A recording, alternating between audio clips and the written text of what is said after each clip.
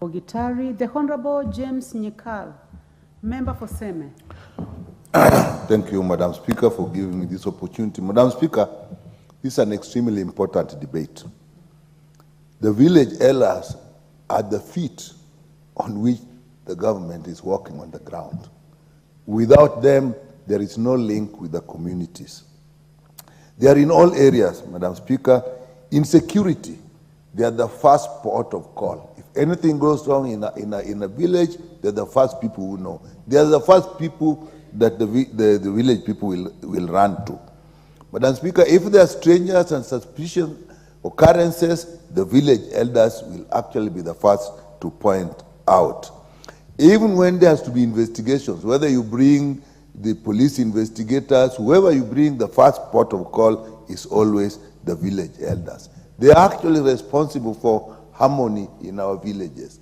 There's minor disputes, people have stolen chicken, people are fighting, even children who have fought, somebody's animals have grazed in somebody's farm, things that would actually be a big problem. The people who solve those are the village elders. Tennessee. This is Apple Music Country.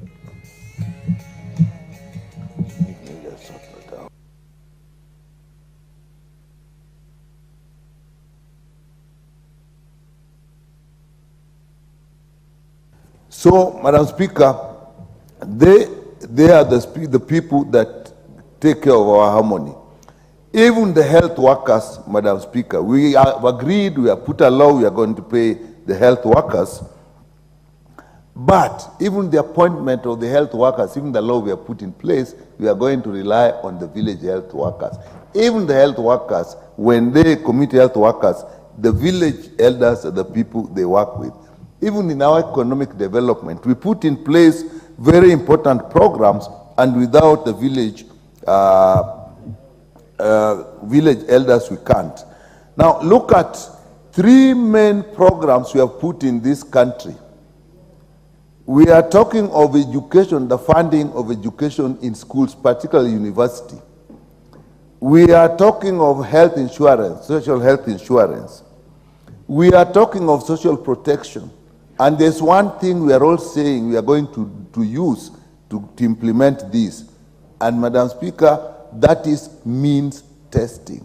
Identifying who should be supported with school fees at what level when they're going to university. Who should be supported with the payment of social health insurance. Who are the indigents that the government should pay? Who takes us to these people? It is the village elder. Madam Speaker, when we have new programs, even agricultural programs, who do we go to? Is the village elders. So, Madam Speaker, there is no way we can do without the village elders, and we have relied on them for a long time. But, Madam Speaker, we have not looked at their conditions of work. These people are called out at night. Do they even have spotlights that they use? These people, they use their own money to buy their shoes. They are taken into areas when there are floods. These are the people use. Do they even have boots? Do they have even protective gear?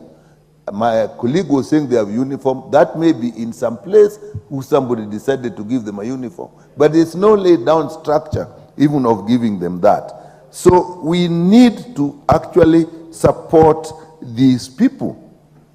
We need to compensate them. They need a stipend, and these people, when they are sick, they can't afford. To me, when we are going to have indigents that the government pays for, the first people we should look at are actually village elders, so that they get their health insurance done. When we have bursaries, at least in my constituencies, I try get the village elders. They can't be pointing out to you children who need support and theirs are not taken care of. So we need to support them when they need bursaries.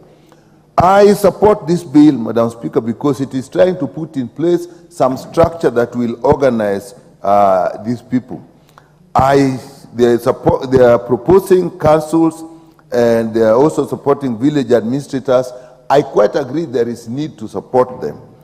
But there's an issue that we'll have to face in the implementation. Many times, Madam Speaker, we have very good programs, but at the time of implementation, we don't do the necessary coordination. Like when we are going to form, to get the village administrators and the village councils under this, how do we coordinate that with the county government structures where they have the ward administrator, they have the village administrator, they have a village council? Which council will be doing what? If you're not careful, that is not going to work. Even community health workers, when putting these structures in these councils, how are we going to manage that?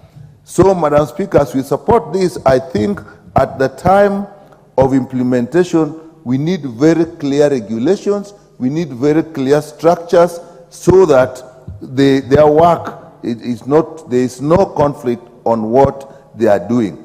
My view, actually, we should look at them in the first instance at a team that will be dealing with dispute resolution in our villages.